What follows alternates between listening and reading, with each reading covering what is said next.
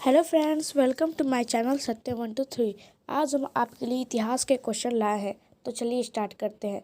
इतिहास के तहत अध्ययन किया जाता है, तो आपका सही आंसर हो जाएगा अतीत का। अब हमारा अगला प्रश्न ये है कि प्रथम यूनानी इतिहासकार कौन थे? तो आपका सही आंसर हो जाएगा हेरोडोटस। अब हमारा अगला प्रश्न ये है कि निम्न में से किसने स्पष्टतया कहा कि इतिहास के समस्त निष्कर्ष युक्त संगत साक्ष्य पर आधारित होते हैं? तो आपका सही आंसर चला जाएगा यूथिडाइस। अब हमारा अगला प्रश्न यह है कि द हिस्टोरीज की पदवी सही अर्थों में निम्न में किसने संबंधित है? तो आपका आंसर हो जाएगा हेरोडोटस। अब हमारा अगला प्रश्न ये है कि इतिहास के पिता the father of the history की पदवी सही अर्थों में निम्न में किसके संबंधित है? तो आपका सही आंसर हो जाएगा हेरोडोटस।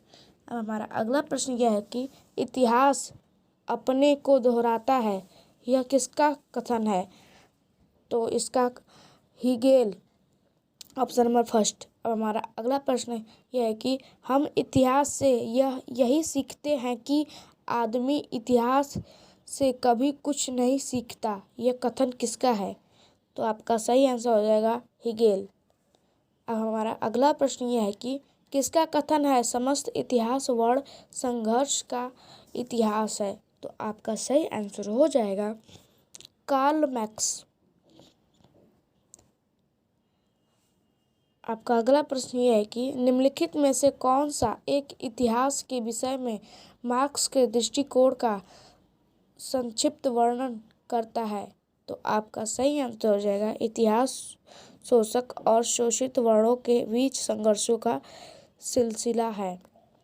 अब हमारा अगला प्रश्न ये है कि निम्नलिखित में से किसने द्वंद्व नामक भौतिकवाद के सिद्धांत का प्रतिपादन किया? तो आपका सही आंसर चला जाएगा ऑप्शन नंबर बी मार्क्स। अब हमारा अगला प्रश्न यह है कि कार्ल मार्क्स ने वर्ग संघर्ष की प्रक्रिया को निम्नलिखित में से किस सिद्धांत की मदद से समझाया है? तो आपका सही आंसर चला जाएगा ऑप्शन नंबर 4 द्वंद्व नामक भौतिकवाद।